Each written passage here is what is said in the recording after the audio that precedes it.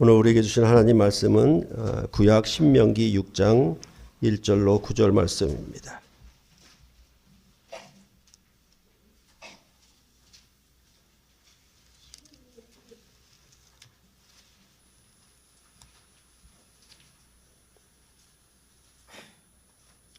한 절씩 교대로 봉독해 올리겠습니다.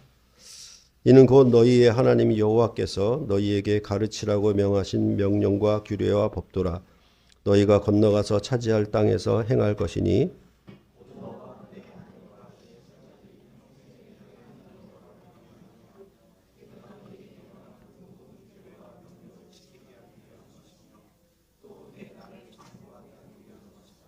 이스라엘아 듣고 삼가 그것을 행하라. 그리하면 내가 복을 받고 내 조상들의 하나님 여호와께서 내게 허락하심 같이 젖과 꿀이 흐르는 땅에서 내가 크게 번성하리라.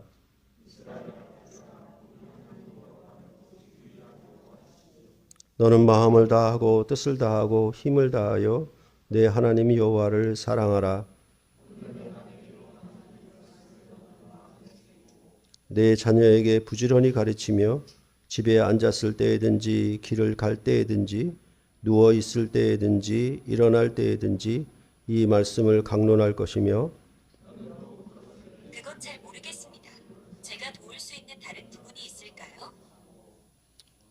함께 읽겠습니다. 또 내 집 문설주와 바깥문에 기록할지니라. 아멘.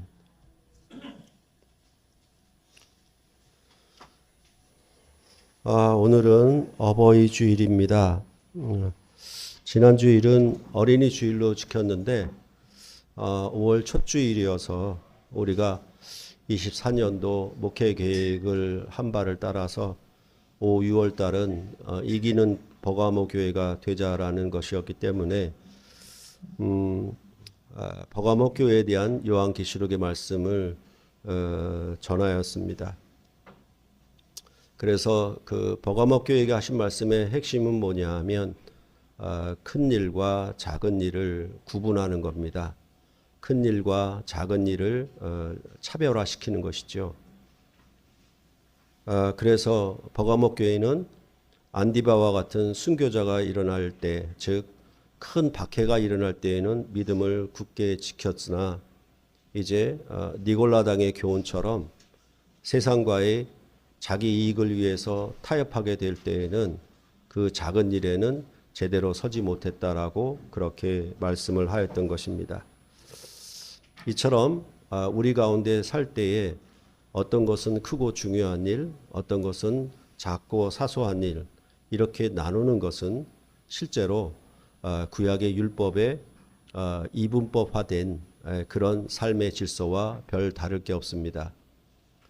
예수님은 십자가의 죽으심으로 이분화된 세상을 휘장을 찢으심으로 말미암아 이제 하나가 되게 하셨고, 그래서 더 이상 유대인과 이방인의 차별이 없고 남자와 여자의 차별이 없고 먹을 것과 먹지 못할 것의 차별이 없는, 그래서 온전히 하나 된 세상을 여셨다라고 말씀하고 있고, 그것이 바로 천국의 질서라고 말씀해 주었던 것입니다. 그렇기 때문에 우리가 살아가는 아주 사소한 일이라도 소홀히 여기지 아니하고 그것이 하나님 앞에서 행하는 것인 것처럼, 하나님 앞에서 말하는 것처럼 그렇게 사는 것이 바로 예수 그리스도의 죄사함으로 말미암아 우리에게 허락하신 하나님의 천국 백성으로 사는 바른 질서다, 이렇게 우리에게 말씀해 주었던 것입니다. 그렇게 생각을 하고 5, 6월 달은 우리 가운데 혹시 작고 사소한 일은 그냥 뭐 소홀하게 여긴다든가, 누구와의 약속도 작고 사소한 것은 그냥 소홀하게 여기 지나쳐버리고 그렇게 하는 것이 아니라 작고 사소한 일까지라도 하나님 앞에 온전하게 살아가도록 그렇게 여러분이 기도하고 힘쓰시면 좋겠습니다. 교회 안에도 사실은 크고 작은 일에 구분이 없습니다. 어떤 일을 하시든지 어떤 은사를 따라서 어떤 봉사를 하시든지 그거 하나하나가 다 귀하고 중한 일이라고 생각이 됩니다. 그러니만큼 여러분의 삶에서 혹시 어떤 것은 가볍게 여겨서 그냥 쉽게 넘어가고 어떤 것은 중하게 여겨서 그건 중하게 여기는 방식으로 산다라고 하면 그런 삶들을 돌아보면서 여러분들이 하나님 앞에서 내가 복음을 듣고 죄 사함을 받았으니 이제 죄 사함을 받은 거룩한 백성으로 사는 삶의 질서가 내 삶 가운데 어떻게 나타나야 할지 그것을 생각하면서 혹 부족하시면 항상 성령 안에서 기도하심으로 모든 전 삶이 하나님 앞에 거룩한 삶으로 드러나시기를 바라는 것입니다. 자, 오늘은 그래서 부모와 자녀의 모두에게 해당되는 말씀을 드리려고 신명기 말씀을 택했습니다. 먼저 제가 인터넷에 좀 검색을 해보니까 2020년에 중앙일보에 나왔던 기사가 있었습니다. 그 기사를 소개함으로 오늘 설교를 시작하겠습니다. 세종대학교 교수였었는데 그때 나이가 아마 70세가 되었던 모양입니다. 저도 뭐 처음 들어본 교수님인데 홍익희 교수님이 하고 대담을 한 것을 중앙일보에 실었습니다. 이분은 자타가 공인하는 유대인 전문가라고 합니다. 그는 미국의 뉴욕을 유대인의 도시라고 그렇게 말했습니다. 그래서 금융이든 패션이든 뮤지컬 산업이든 모두 유대인이 다 뉴욕에서 잡고 있기 때문에 이 뉴욕을 미국인의 도시가 아니라 유대인의 도시라고 그렇게 말했습니다. 지금도 누구나 알고 있듯이 월 스트리트를 쥐어잡고 흔드는 사람은 전부 유대인입니다. 홍 교수는 이러한 유대인의 힘이 바로 교육에서 나온다라고 말했습니다.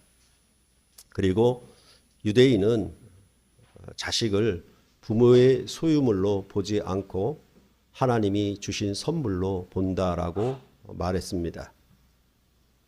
그래서 보통 학교에 들어가기 전까지 아빠가 아이에게 가르치며 아빠의 그 자녀 교육은 밥상머리에서 이루어진다라고 합니다. 이것이 유대인의 힘을 가지게 한 근본 교육의 힘이라고 그렇게 말을 한 것입니다. 그렇기 때문에 유대인 아빠들은 아이가 성인식 전까지는 절대 저녁 외식을 하지 않는답니다. 반드시 저녁에 집에 와서 아이와 함께 저녁 식사를 하면서 이야기를 나눈다라고 합니다. 그 이야기의 내용은 하나님 이야기, 조상들의 이야기, 그리고 아빠가 경험한 이야기 등으로 밥상머리에서 자녀들과 이야기를 나눈다고 합니다. 그럴 때의 이 이야기는 그저 답을 주는 것이 아니라 아이에게 질문을 던져서 아이로 하여금 생각하게끔 그렇게 만드는 교육을 한다라고 합니다. 그럴 때 유대인은 그 자녀를 교육하는 그 목표는 자녀를 이 세상에서 베스트, 최고로 만들려는 데 목표가 있는 것이 아니라 자녀를 유니크, 곧 독창성이 있게 만드는 것을 목표로 한다라고 그렇게 얘기를 했습니다. 이러한 유대인의 자녀 교육은 이 신명기의 말씀과 매우 깊은 연관이 있습니다. 우리가 신명기를 하면서 말씀드렸던 것처럼 신명기는 시내산 언약과 다르게 모압 언약으로도 불린다라고 말씀을 드렸고 그것은 시내산 언약을 갱신한 것이다라고 했습니다.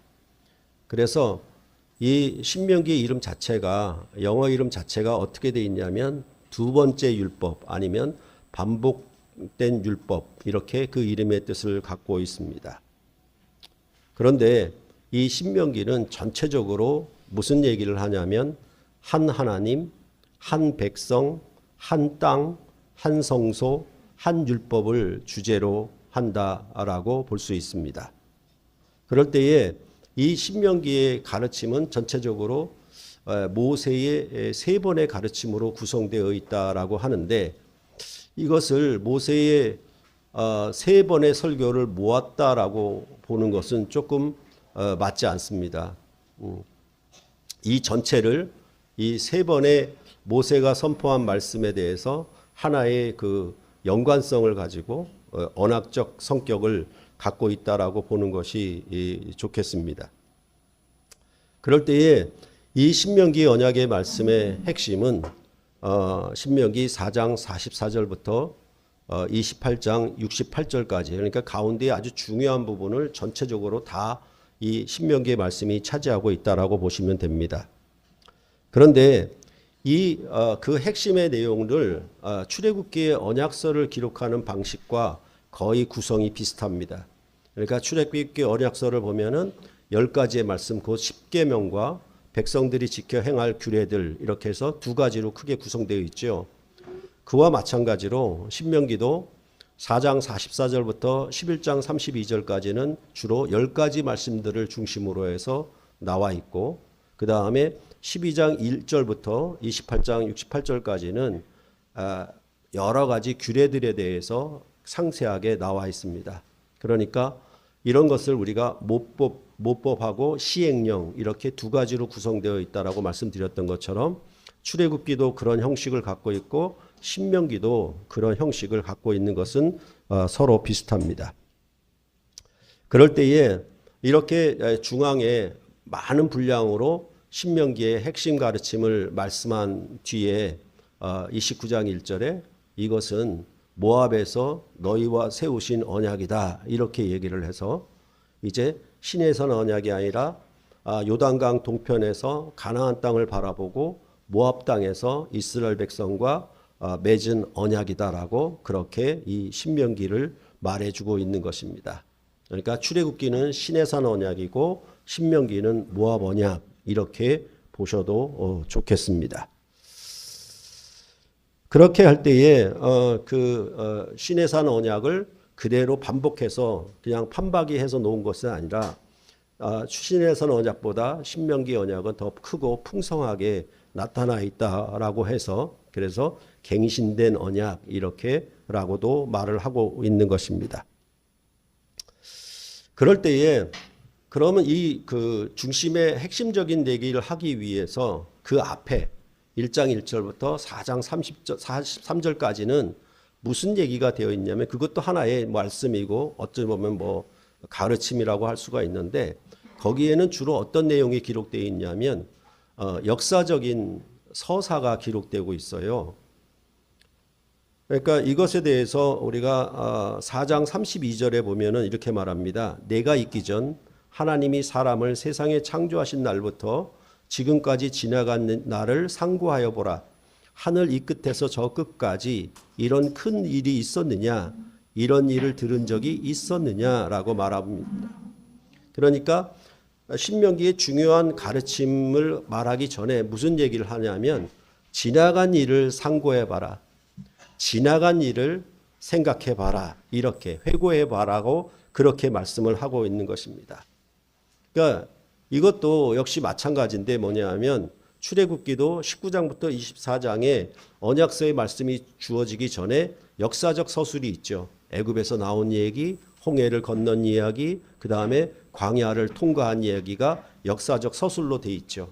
그 역사적 서술 다음에 뭐가 있냐면 출애굽기 언약서를 주듯이 신명기도 뭐냐 하면 4장 33절까지 이런 지나간 일에 대한 역사적 회고를 한 다음에 비로소 4장 44절부터 28장 68절까지 신명기의 핵심 내용을 그렇게 서술을 하고 있다라는 것입니다. 그럴 때에 이러한 말씀이 주어지기 전에 그럼 역사적 서술에 대한 회고에 대한 핵심적인 내용이 뭐냐라고 얘기한다면, 그것은 신명기 4장 44절부터 49절까지가 되겠습니다. 한번 읽어보겠습니다. 4장 44절부터 49절입니다. 한 절씩 교대로 읽겠습니다. 모세가 이스라엘 자손에게 선포한 율법은 이러하니라.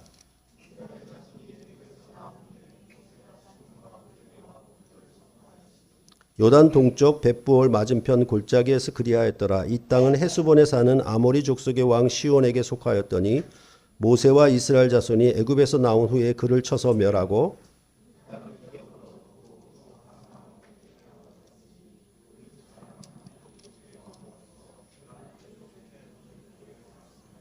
그 얻은 땅은 아르논 골짜기 가장자리의 아로엘에서부터 시온산 곧 헤르몬 산까지요.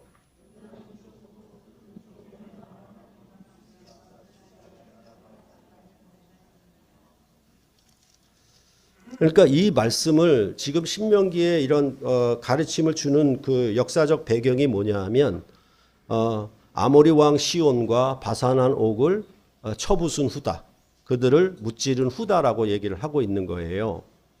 그러니까 그리고 나서 또 뭐라고 얘기하냐면 이제 너희가 섰는 땅, 이 요단강 동편 땅이죠. 요단강 동편 땅을 너희가 이미 얻었지 않느냐 이렇게 얘기를 하고 있는 겁니다. 그러니까 이렇게 얘기하는 것, 즉 이 가나안 땅의 강력한 두 왕인 아모리 왕 시온과 바산한 옥을 쳐부순 후에 그들이 거하던 땅을 차지했어요. 그런데 그 요단강 동편 땅은 아브라함에게 조상들에게 약속하신 땅이 아니에요. 그들은 요단강 서편 땅을 하나님이 주심하고 약속한 땅이었지 요단강 동편 땅은 주신다고 약속을 하지 않은 땅이에요. 그럼에도 불구하고 이 이스라엘 백성은 지금 시온 왕과 옥이라고 하는 왕을 쳐부수고 그 요단강 동편 땅을 차지했어요. 이렇게 하는 것은 뭐냐 하면 이스라엘 백성이 이제 가나안 땅 요단강을 건너가서 요단강 서편에 이제 아모리 족속 가나안 족속을 정복하고 그들을 쫓아내고 그들 땅을 기업으로 차지하는 것에 대하여 미리 하나님께서 얻게 하신 거예요. 그러니까 무슨 얘기인가 하면 이런 얘기를 먼저 하시는 이유는 뭐냐 하면 너희가 이렇게 승리했지 않냐. 너희가 이미 땅을 차지했지 않냐. 그러면 저 요단강 건너가 서편 땅을 차지하는 것은 명약 관하하다. 이거는 보지 않아도 아는 것이다 라고 말을 하고 있는 거예요. 무슨 말인가 하면 항상 우리는 뭐 올림픽이나 월드컵 무슨 본선 경기에 나가게 되면 항상 그 경기를 위한 준비 과정으로 우리와 싸울 상대를 선택해서 스파링을 하거나 아니면 연습 경기를 먼저 하죠. 그래서 우리가 싸울 나라의 대표 선수들의 특징이나 크기나 그런 축구 방식에 대해서 우리가 먼저 알고 그와 비슷한 국가의 나라의 선수들과 먼저 싸우죠. 그래 놓고 연습을 하는 거죠. 그 연습에서 거기 이기게 되면은 뭐다? 이제 본선에 나가게 되면 본 경기에 들어가게 되면 이 비슷한 상대를 만났으니까 우리는 이길 수 있다. 그러는 자신감을 확실히 갖게 하는 것이죠. 다시 말해서 이렇게 이스라엘 백성에게 시온 왕과 바산 왕 옥을 물리치고 요단강 동편 땅을 미리 얻은 것은 이건 연습 경기예요. 이 연습 경기에서 너희가 이겼지 않냐. 그러니까 가나안 땅에 들어가서 이제 4장 이하로부터 28장에 주시는 이 말씀을 지켜서 그것을 순종함으로 너희가 얻을 땅 그리고 거기서 얻는 복을 다 누려라. 이렇게 말씀하는 것이 바로 역사적 서술이에요. 이 역사적 배경 하에서 이렇게 해왔지 않냐. 이미 너희가 경험했지 않느냐. 그러니까 앞으로 요단강 서편에 들어가서 가나안 땅 전체를 차지하는 일은 누워서 떡 먹기다. 이런 방식으로 지금 이 신명기의 말씀이 되고 있는 것입니다. 그런데 여기에 이 승리를 거두는 거기에 또 하나의 배경이 있어요. 뒷배경이 하나 있어요. 그것은 바로 뭐냐 하면 1장 19절부터 46절까지 이스라엘 백성이 가데스 바네아에서 여호와 하나님과의 언약을 거역한 일이에요. 가나안 땅에 들어가지 않겠다라고. 그렇죠? 이스라엘 백성이 가데스 바네아에서 정탐꾼을 보내봤더니 우리가 도저히 싸울 만한 상대가 아니라고. 그래서 들어가기를 무서워하고 어떻게 하냐면 우리는 다시 방향을 돌려서 저 홍해 길로 돌아가야 하겠다라고. 그렇게 그들은 두려워하며 여호와 하나님과의 언약, 즉 출애굽하면서 애굽에서 나오는 목표가 가나안 땅 정복이었는데 그 언약의 내용의 목표를 이제 정면으로 거절하고 그들은 가데스 바네아에서 무서워 떨며 더 이상 가나안 땅에 올라갔다면 우리 다 죽고 말겠다. 그러니까 우리는 홍해길로 돌아가겠다. 광야로 다시 돌아가겠다라고 그렇게 하였던 것입니다. 이것은 뭐냐 하면 여호와 하나님과 맺은 언약을 정면으로 거부한 것이었어요. 그런데 그런 언약을 거부하면서도 불구하고 하나님은 이스라엘 백성에게 자비하셔서 그 가데스 바네아에서 이스라엘이 여호와 하나님을 거역한 것을 자비하심으로 그들에게 은혜를 베푸셔서 이제 가나안 땅 정복에 나서게 하신 것이죠. 그러니까 그 지나간 일을 회고하면서 무슨 얘기를 하냐면 이렇게 승리를 거뒀지 않느냐? 그 승리는 어떤 승리냐? 여호와 하나님을 거역했음에도 불구하고 여호와 하나님이 너에게 은혜와 자비를 베풀어서 너희로 하여금 이 승리를 거두게 하지 않았느냐? 그러니까 이 승리를 발판으로 해서 요단강 서편에 들어가게 되면 너희가 이 언약의 말씀을 지켜서 그 땅에서 젖과 꿀이 흐르는 땅에서 풍성한 생명을 누리고 번성해라. 이렇게 말씀하는 내용이 신명기의 전체적인 구성의 핵심적인 내용입니다. 그러니까 이러한 역사적 서사를 미리 해놓고 얘기를 하고 있는 것입니다. 그러니까 이것은 뭐냐 하면 이스라엘 백성은 이제 경험한 것이죠. 그렇죠? 애굽에서 나와서 광야를 지나 요단강 동편에 이르기까지 그들은 하나님이 자기들과 어떻게 함께 하셨는지를 경험한 거예요. 경험한 그 역사, 하나님이 너희와 어떻게 동행했는가 그 역사를 경험했으니 이제 그것을 너희가 시청각 교육을 통해서 분명히 보고 알았으니 이제 요단강을 건너가서 너희에게 약속한 기업의 땅을 얻으라. 이렇게 말씀을 하고 있는 것입니다. 바로 이것이 이스라엘 백성이 역사적 서술을 지나간 일을 상고하는 그 배경을 먼저 기술하고 그것을 따라서 뭐냐면 이렇게 말씀을 줄 터이니까 이 말씀을 지켜서 가나안 땅을 상속해라. 이러한 내용이 이어지고 있는 것입니다. 이러한 것은 지난번에 신명기에 대해서 우리가 개요를 하면서도 말씀드렸다시피 마치 가데스 바네아의 반역 사건은 이스라엘 백성이 금송아지를 만든 사건과 거의 같다라고 말씀을 드렸죠. 이러한 배역에도 불구하고 여호와 하나님은 이스라엘 백성에게 두 번째 돌판을 주신 것처럼 신명기는 두 번째 율법으로서 마치 갱신된 언약을 다시 주는 것으로 그렇게 여러분께 말씀을 드렸던 것을 여러분이 기억하실 것입니다. 그럴 때에도 이 이스라엘 백성에게 출애굽기에 두 번째 돌판을 주실 때에도 출애굽기 34장 6절에 분명히 말하죠. 여호와께서 그의 앞으로 지나시며 선포하시되 여호와라 여호와라 자비롭고 은혜롭고 노하기를 더디하고 인자와 진실이 많은 하나님이시다. 바로 이 인자와 진실이 많으신 하나님을 너희가 이전 역사에서 경험하지 않았냐? 그리고 이 강력한 대적들을 너희가 물리치지 않았냐? 그러니까 여호와와 함께 가나안 땅에 들어가면 너희는 넉넉히 승리하고 그 기업을 차지할 수 있을 것이다. 라는 것이 바로 이 신명기의 그런 전체적인 내용이라고 할 수 있는 것입니다. 그러니까 이런 얘기들은 바로 그 유대인의 아빠들이 자식들에게 밥상머리에서 하나님 이야기, 이스라엘 조상의 이야기 이렇게 한 것은 뭐냐 하면 전체적으로 하나님이 창조하시지 않았냐. 하나님이 이스라엘을 애굽에서 끌어내지 않았냐. 그것을 자기 후손들에게 자기 자녀들에게 이야기하는 거예요. 하나님의 역사를 구원 역사를 아빠가 자녀에게 교육하는 거예요. 그리고 나서 무슨 얘기를 하냐면 그 아빠의 경험 얘기, 아빠가 보고 들은, 아빠가 하나님과 함께했던 그 역사적 경험을 자녀들에게 이야기를 하는 것입니다. 그러니까 사실은 뭐냐 하면 어떤 가르침이 있기 전에 어떤 교훈이 있기 전에 무엇을 얘기하냐면 역사를 얘기를 하는 거예요. 그러니까 사실은 일반 이 세상에 있어서도 역사 교육은 굉장히 중요합니다. 그렇죠? 그러니까 이것은 선택 과목이 아니라고 저는 봐요. 필수 과목이라고 봐요. 역사적 교육을 통해서 자녀들에게 학생들에게 교육하는 것은 너무나 중요합니다. 이 역사적 의식이 있어야 자신의 삶의 정체성을 알게 되는 것이기 때문에 그렇습니다. 여하튼 이제 이러한 말씀은 역사적 배경을 얘기한 후에 이제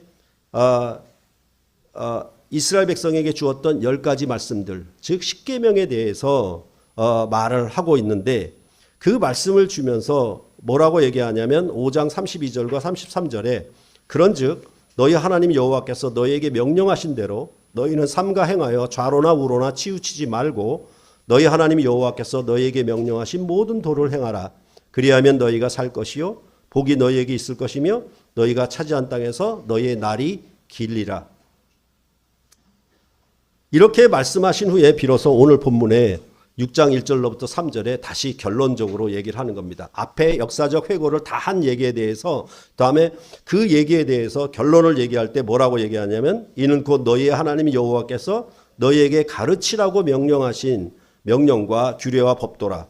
너희가 건너가서 차지할 땅에서 행할 것이니 곧 너와 네 아들과 네 손자들이 평생에 네 하나님 여호와를 경외하며 내가 너희에게 명한 그 모든 규례와 명령을 지키기 하기 위함인 것이며 또 내 나를 장구하게 하기 위한 것이라. 이스라엘아 듣고 삼가 그것을 행하라. 그리하면 내가 복을 받고 내 조상들의 하나님 여호와께서 내게 허락하심 같이 젖과 꿀이 흐르는 땅에서 내가 크게 번성하리라. 이것이 뭐냐 하면 앞에서 얘기하고 이 말씀에 대해서 너희에게 지켜 행하라. 그러면 주실 복이 이러하다. 이렇게 얘기한 것이 바로 6장 1절로부터 3절의 말씀인 것입니다. 그럴 때에 뭐 4장 44절부터 28장 68절이니까 굉장히 많은 분량이잖아요. 많은 분량인데 실제로는 그 많은 분량의 핵심이 어디 있냐면 바로 오늘 신명기 6장 4절로부터 9절에 그리고 6장 4절과 5절에 있다라고 그렇게 얘기를 합니다.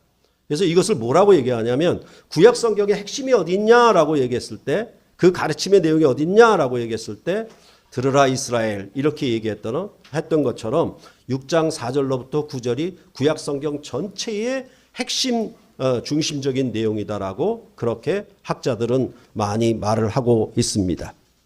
이제 4절을 보시면은 뭐라고 얘기했냐면 6장 4절에 이스라엘아 들으라 이렇게 말씀을 하셨습니다. 이것을 보통 쉐마 이스라엘 이렇게 얘기해서 아주 유명하게 많은 사람들이 이용을 하고 많이 사용을 하고 있거든요. 그랬을 때 이 6장 4절로부터 9절은 유대인들이 아침과 저녁 기도 시간에 기도문으로 항상 함께 있던 말씀이에요. 그러니까 아침과 저녁 기도 시간에 이 말씀으로 기도문을 할 정도로 이 말씀은 매일매일 아침과 저녁으로 반복되게 유대인들은 항상 기도했던 그런 내용인 것입니다. 그러면 이스라엘에게 들으라고 그랬는데 들으라고 하신 말씀이 뭐냐? 우리 하나님 여호와는 유일한 하나님이시다. 이것을 들으라는 것이죠. 그것은 가나안 땅의 신들은 잡신이고 다신교였지만은 이스라엘의 신은 유일신이다. 오직 하나인 신이다. 이렇게 말하려고 하는 것은 아니에요. 물론 한 분이시다라는 의미도 있는데 그 한 분의 의미는 뭐냐 하면 이스라엘 백성과 언약을 맺은 한 분, 마치 결혼을 했을 때 나와 결혼한 건 남편 한 분, 나와 결혼한 거는 아내 한 분, 이런 것과 같은 거예요. 그래서 유일한 하나님, 유일하신 하나님, 이스라엘과 혼인한 하나님, 이스라엘과 함께 하신 하나님은 유일한 여호와이시다. 이렇게 말씀하는 거예요. 그래서 너희가 들어라. 이 말씀을 들었는데 무엇을 듣느냐? 여호와는 유일하신 하나님이시다. 그러면 그 하나님에 대해서 듣는다라고 하는 것, 유일한 하나님이시다라고 하는 듣는 것은 어떻게 듣는 것이냐라고 얘기할 때 5절에서 말을 하고 있는 것입니다. 너는 마음을 다하고 뜻을 다하고 힘을 다하여 내 하나님 여호와를 사랑하라. 이것은 뭐냐 하면 이스라엘 백성이 가데스 바네아에서 그 언약을 거역한 일에도 불구하고 인자와 진실이 많은 하나님처럼 여호와 하나님이 자비를 베푸셔서 너희를 여기까지 인도하시고 이제 가나안 땅 정복을 눈앞에 든 그때까지 여호와 하나님이 너희를 사랑하지 않았냐? 너희를 그렇게 자비롭고 은혜롭게 대하시지 않았냐? 그러니까 그 유일하신 하나님을 마음과 뜻과 힘을 다해서 사랑하라라고 말씀을 하고 있는 것입니다. 성경은 신의 존재 여부를 증명하는 책이 아닙니다. 성경은 하나님을 사랑하는 책입니다. 그냥 예수를 믿고 천당 가라는 구원론에 관한 책도 아닙니다. 핵심은 뭐냐 하면 하나님을 사랑하라는 책입니다. 그렇기 때문에 성경은 언약책이에요. 가장 중요한 것은 이 남편이 내 남편이냐 존재 증명을 하려고 하는 것이 아니라 더 중요한 것은 아내로서 남편을 사랑하느냐가 더 중요하듯이 성경은 하나님을 사랑하느냐 이것에 대해서 묻는 것이지 그냥 하나님이 살아계심을 믿냐 안 믿냐 이 얘기를 하려고 하는 것이 아닙니다. 그거는 구약과 신약이 똑같습니다. 이렇게 여호와 하나님을 사랑함을 또한 마음에 새겨야 한다라고 6절에 말해주고 있습니다. 오늘 내가 네게 명하는 이 말씀을 너는 마음에 새기고 이렇게 말을 하고 있습니다. 그래서 유대인의 아빠들은 아빠의 경험을 자녀들에게 이야기하는 모양입니다. 어떻게 하나님이 그를 사랑하셨는지 자녀들에게 이야기하며 밥상머리에서 교육을 하는 것입니다. 그 마음에 새긴 것이죠. 그러니까 아빠의 경험이 있어요. 아빠에게 각인된 게 있어요. 이스라엘 백성이 전 역사에서 회고하면서 하나님이 어떻게 함께 하셨는지 각인되어 있었던 것처럼 너는 여호와 하나님이 너희를 어떻게 사랑했는지 너희는 그 마음에 새겨라. 그렇죠. 항상 그런 것이죠. 항상 아내는 남편의 사랑을 마음에 새겨야 될 것이고 남편은 아내의 사랑을 마음에 새겨야 되는 것이죠. 당연한 것이죠. 그 새기는 거에 대하여 이렇게 얘기를 하고 있는 것입니다. 7절로부터 9절에 내 자녀에게 부지런히 가르치며 집에 앉았을 때에든지 길을 갈 때에든지 누워있을 때에든지 일어날 때에든지 이 말씀을 강론할 것이며 너는 또 그것을 내 손목에 매어 기호를 삼으며 내 미간에 붙여 표를 삼고 또 내 집 문설주와 바깥문에 기록할지니라. 이렇게 강론하고 기록한다라고 하는 것은 6절에 말하는 것처럼 마음에 새긴 거예요. 그 마음에 새긴 것을 자녀들에게 강론하고 기록하고 가르친다라고 그렇게 말씀을 하고 있는 것입니다. 여러분도 자녀를 낳고 자녀를 키울 때 한글 교육을 한글을 떼기 위해서 아니면 영어 알파벳을 가르치려고 온 방안과 거실에다가 그림판 같은 거 붙여놓지 않았습니까? 그거예요.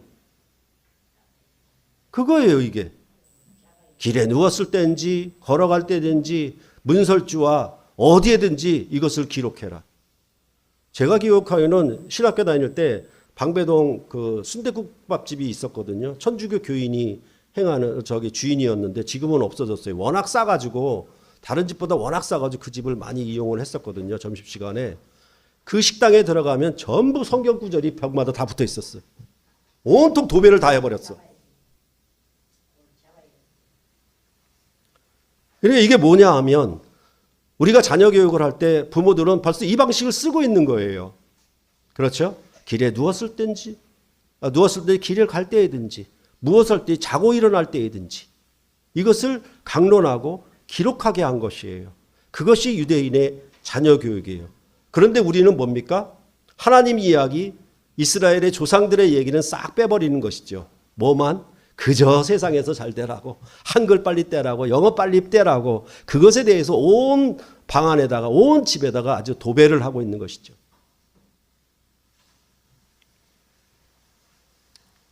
이게 바로 그 마음에 새겨서 자녀들에게 가르치는 유대인의 방식이었다라고 말씀해 주고 있는 것입니다. 이렇게 자녀들에게 가르친다라고 하는 것은 그들이 항상 여호와 하나님의 가르침을 볼 수 있고 여호와의 계명과 함께 살며 계명과 함께 숨쉬고 활동하려는데 그 목적이 있었습니다. 그래야 여호와 하나님이 주시는 복을 얻고 그들의 자녀들이 가나안 땅에 들어가 하나님이 주시는 복을 누리게 될 것이기 때문입니다. 그래서 다시 신명기 11장 18절로부터 25절에 이 말씀을 반복합니다. 그런 다음에 11장 26절로 32절에 이 언약의 말씀에 대하여 복과 저주가 있어요. 무슨 말인가 하면 이 신명기의 가장 중요한 핵심적인 부분은 크게 두 부분으로 나눌 수 있는데 4장부터 11장까지. 그런데 그 4장부터 11장까지의 내용의 핵심이 뭐냐 하면 앞에 자녀들에게 가르쳐라. 뒤에 자녀들에게 가르쳐라. 그리고 나서 마지막에 복과 저주를 너 앞에 두었다. 이렇게 말씀하는 거예요. 그러니까 이걸 지킬래 말래, 이 언약을 지킬 것이냐 안 지킬 것이냐라는 것을 얘기하고, 그 다음에 12장 1절로부터 28장까지는 이제 상세한 내용들, 시행령에 대해서 여러 가지 규례들에 대해서 얘기하면서 다시 30장에 가게 되면 복과 저주를 내 앞에 두었다라고 그렇게 언약 조건문을 붙입니다. 그러니까 그 앞의 내용의 핵심이 뭐냐 하면 바로 이 모든 것을 자녀에게 가르치겠느냐, 여호와를 사랑하고 그의 법도와 규례를 지켜 행하는 것에 대하여 너희가 자녀에게 가르치겠느냐, 그 일에 네가 복을 받을 건지 저주를 받을 건지 결정해라. 그것이 11장 마지막에 되어 있는 것입니다. 이러한 가운데 이스라엘 백성들은 후일에 그의 아들이 부모에게 묻는 말에 대해서 준비하고 있어야 한다라고 말씀하고 있습니다. 신명기 7장 20절을 한번 보시겠습니다. 신명기 7장 20절입니다.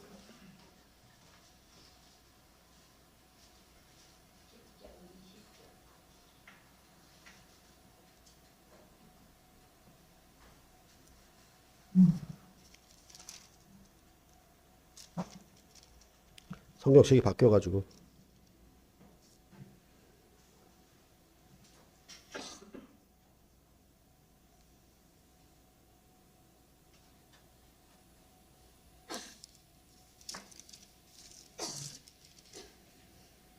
예, 6장 20절입니다.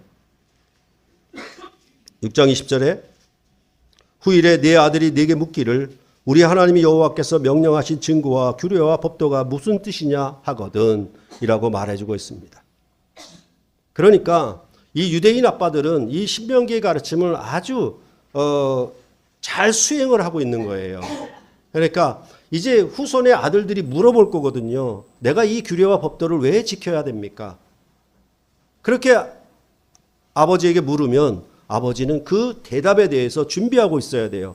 그러면서 또 무슨 얘기를 하냐면 애굽에서 우리를 어떻게 인도하여 내셨고 우리가 어떤 일 가운데 하나님 우리와 함께 하셔서 이 언약의 말씀을 주시고 가나안 땅을 주셨는가. 그거에 대한 얘기를 또 하는 겁니다. 즉 하나님 이야기, 조상들에 대한 이야기, 그런 얘기를 또 하고 있는 거예요. 그것이 바로 아빠들이 가슴에 새기고 자녀들이 학교에 가기 전까지 성실하게 매일 저녁을 그렇게 가르칩니다. 심지어는 잠자리에 들어가게 되면 의무적으로 매일 하루 한 번씩은 15분 동안은 무조건 책을 읽어주게 되어 있습니다. 그렇죠? 자녀들이 잠잘 때 그림책을 읽어주듯이 유대인 아빠들은 그렇게 하고 있었다라고 합니다. 그렇기 때문에 유대인의 아빠들은 부지런히 밥상머리에서 그의 자녀들에게 하나님 이야기, 조상들에 대한 얘기, 아빠의 경험 이야기를 가르치는 것입니다. 자녀들의 최고 선생님을 부모들이며 유대인들의 개념으로는 아빠에게 그 자녀 교육의 책임이 주어지고 있습니다. 그리하여 아빠가 누리고 있는 이 구원의 복이 자녀들에게 계승되어져서 의로운 하나님의 백성으로 살기를 바라고 그 책임을 다하고 있는 모습인 것입니다. 그것이 바로 여호와 하나님을 마음과 뜻과 힘을 다해서 사랑하는 그런 모습이라고 말씀할 수 있는 것입니다. 이 신명기 6장 4절과 5절의 말씀이 마가복음에 나옵니다. 마가복음을 한번 보시겠습니다. 마가복음 12장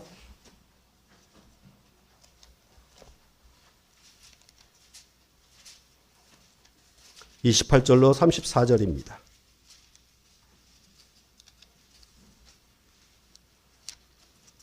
마가복음 12장 28절로 34절.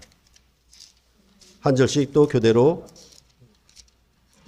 읽어보겠습니다. 12장 38절로 28절로 34절. 서기관 중 한 사람이 그들이 변론하는 것을 듣고 예수께서 잘 대답하신 줄을 알고 나와 묻되 모든 계명 중에 첫째가 무엇이니까?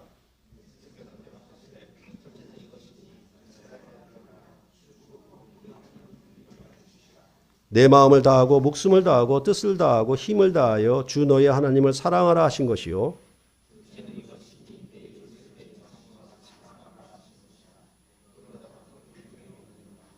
서기관이 이르되 선생님이여 옳소이다. 하나님은 한 분이시요 그 외에 다른 이가 없다 하신 말씀이 참이니이다.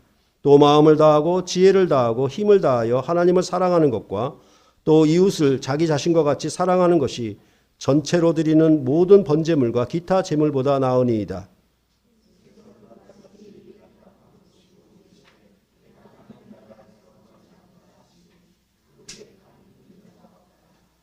이제 신약에 와서는 신명기 6장 4절과 5절만 붙은 것이 아니라 그것의 둘째로 레위기의 말씀을 인용해서 얘기를 하고 있는 것이 다릅니다. 다시 말해서 예수님은 이 신명기 6장 4절과 5절의 말씀을 이제 예수 그리스도 안에서 재해석하시는 것입니다. 거기에 무엇을 덧붙였냐면 둘째는 이것이니 내 이웃을 내 자신과 같이 사랑하라는 그 계명을 붙였습니다. 그것은 첫 번째 하나님을 사랑하는 것과 내 이웃을 사랑하는 것, 이것은 두 단계로 분리되는 것이 아니라 하나님을 사랑하는 자는 내 이웃을 사랑하는 것이다. 같은 계명으로 그렇게 말씀을 하고 있는 것입니다. 그렇기 때문에 하나님 사랑과 이웃 사랑은 하나입니다. 그런데 여기 이웃은 단지 이스라엘이 자기 동포들의 이웃을 사랑하는 것으로 그치질 않습니다. 마가복음의 이웃을 사랑하라는 개념은 이방인들, 죄인들을 사랑하는 그런 뜻이 담겨 있는 것입니다. 그렇기 때문에 누가복음에는 선한 사마리아인의 비유를 통해서 누가 내 이웃이냐, 누가 너희에게 자비를 베푼 자냐 이렇게 말을 하므로 이제 새로운 이웃을 선언하는 것이 누가복음에도 나오고 있는 것입니다. 이렇게 이방인까지 사랑하시고 이것은 하나님 앞에 예배하는 것보다 번제물과 제물을 드려서 하나님께 제사하는 것보다 이렇게 계명을 지켜 순종하는 것이 더 낫다라고 그렇게 말을 하고 있는 것입니다. 그거에 대해서 이 서기관은 32절과 34절에 아주 좋은 대답을 했습니다. 그래서 그를 가리켜 예수님은 너는 이제 하나님 나라에서 멀지 않다. 그러니까 아직 들어간 건 아니에요. 멀지 않다라고까지만 선언을 하셨습니다. 이러한 모든 말씀은 바로 이제 새 출애굽의 언약의 말씀, 새 언약의 말씀의 핵심이 뭐냐라고 얘기했을 때 이 두 개의 계명을 가지고 말씀을 하고 있다라고 보는 것입니다. 그럴 때에 우리가 처음에 말씀드렸던 것처럼 유대인은 뉴욕을 유대인의 도시로 만들며 세계의 경제권을 다 쥐고 흔드는 월스트리트가의 주인으로 만드는데 그 교육의 목적이 있었습니다. 그것은 바로 신명기 6장 4절과 5절. 그 목적대로, 그 뜻대로 유대인은 세계를 아주 작은 민족임에도 불구하고 흔들고 쥐어잡고 있는 것입니다. 그러나 예수님의 새로운 가르침은 하나님을 사랑함이 이웃을 사랑함과 동등하게 되는 것이라고 말씀을 하고 있는 것입니다. 그것은 바로 이웃을 섬김에 있다라고 말씀을 하고 있는 것입니다. 그렇기 때문에 참으로 좋은 대학 나오고 좋은 직장을 가지고 그렇게 해서 마치 이 뉴욕을 유대인의 도시로 만드는 것처럼 그렇게 사는 것은 무엇이다? 바로 구약의 율법의 신명기의 말씀을 가르치고 그것을 배워 사는 삶이라고 말씀하고 있고, 예수님의 복음은 뭐냐 하면 하나님을 사랑하면 무엇이냐? 이웃을 사랑합니다 라고 말씀하고 있고, 그것은 바로 섬김의 왕이 되는 것입니다. 월스트리트가의 금융권을 쥐어 흔드는 그런 유대인이 되는 것이 아니라 예수님의 복음은, 예수님의 사랑의 계명은 뭐냐? 이제 이 사랑은 바로 예수를 사랑하는 것이고 예수만을 사랑하는 것인데, 그 예수를 사랑하신 것은 그분은 그의 서사가, 그의 역사가 무엇이냐면 바로 그의 고난과 죽음과 부활을 바로 이방인인 여러분과 저를 위해서 십자가의 죽으심으로 죄인을 섬겨서 그를 자기 이웃으로, 자기 연합한 하나님의 신부로 그렇게 삼아주신 일, 그것을 이제 신약은 새 계명으로, 새 언약으로 선포하는 것이고 이것이 생명이라고 말하고 있는 것입니다. 좋은 대학 나와서 돈 많이 벌어서 자기만 잘 먹고 잘 산다라고 하면 아무 소용이 없습니다. 그것은 다 세상에 무덤으로 갖고 들어가지도 못하고 아무것도 없는 헛수고로 끝나고 말 것입니다. 그러나 내가 배우고 익히는 내 모든 삶이, 또한 부모가 자녀에게 가르치는 모든 삶이 베스트가 되라는 말이 아니라 유대인은 독창성을 추구했다라고 하면, 기독교인은 예수를 믿는다면, 내가 하나님을 사랑한다면, 내가 주님을 사랑한다면 그것은 바로 내가 가진 것으로, 내가 배운 것으로 참으로 이웃을 섬기는 것, 가난하고 약한 자들을 섬기는 섬김의 왕이 되도록 삼는 것, 그것이 바로 구약의 신명기의 말씀과 다르게 이 말씀을 재해석해서 마가복음에 있는 말씀으로 그렇게 말씀해 주고 있는 것입니다. 만약에 내가 열심히 하고 모든 것을 다 잘 되고 있는데 자기만 보인다라고 하면 그것은 헛된 수고에 허탄한 자랑에 불과합니다. 그러나 내가 배우고 익히는 것, 내가 열심히 수고하는 모든 일을 통해서 내 이웃이 보인다면 그것은 참으로 하나님의 거룩한 백성으로 주님을 믿는 백성이 될 것입니다.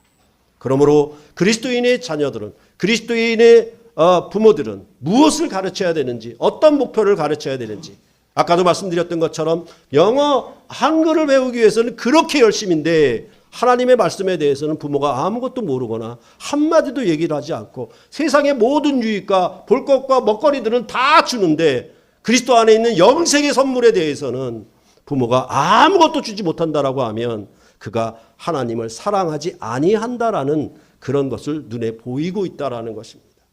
참으로 우리가 가장 이 자녀들에게, 내 자녀에게 계승되어야 될 것이 무엇인가? 이스라엘 백성은 가나안 땅을 상속하기 위해서 그들에게 자녀를 가르쳐서 정말 길에 행할 때든지 누웠을 때 자고 일어날 때든지 하여튼 집에 문설주나 문지방에나 다 붙여가지고 기록해서 그 여호와의 말씀을 증거하고 그렇게 살도록 하는 것이 그들의 부모의 역할이었다라고 하면 신약의 백성은 그것보다 썩지 아니할 영원한 생명과 영영한 나라를 그들에게 새하늘과 새 땅을 상속하기 위하여 마음을 다하고 뜻을 다하고 힘을 다해서 하나님을 사랑함으로, 우리 주님을 사랑함으로 우리 주 예수 그리스도께서 주신 생명의 복을 우리 자녀들에게 상속하는 것이 바로 부모의 역할이라고, 부모의 책임이라고. 역시 아빠에게 큰 책임이 있습니다. 제가 이걸 못하거든요. 못했거든요. 그래서 반성 많이 합니다. 정말 많이 합니다. 우리 아이들에게 이 생명의 말씀을 좀 더 이야기하고 밥상머리에서 많은 대화를 나누며 하나님 앞에 이 하나님 이야기, 그리고 구원 역사의 이야기, 아빠와 함께 하신 하나님의 구원의 역사를 자녀들에게 공급해서 우리 자녀들도 주 안에서 이 영생의 기업을 얻어 하나님 나라에 같이 들어가자고, 하나님 나라에 함께 참여하자고. 그것이 그리스도인의 부모와 자녀의 관계에서 우리에게 주시는 생명의 복이라고 그렇게 오늘 말씀은 말씀해 주고 있는 것입니다. 그렇기 때문에 이제 유대인과 이방인의 배역에도 불구하고 십자가에서 나타내신 하나님의 은혜와 진리가 충만하신 예수님의 안에서 나타나신 하나님의 사랑을 알고 그 사랑을 받아들여서 그 사랑을 마음에 새기고 그 주님의 사랑을 자녀들에게 전하는 부모의 역할을 다할 때 우리는 흔들림 없이 이 하나님 나라를 부모와 자녀가 온 가족이 상속하게 될 것입니다. 이 기업을 함께 누리는 일에 부모와 자녀가 함께하는 주님의 가정이 되시기를 간절히 소원합니다. 기도하시겠습니다.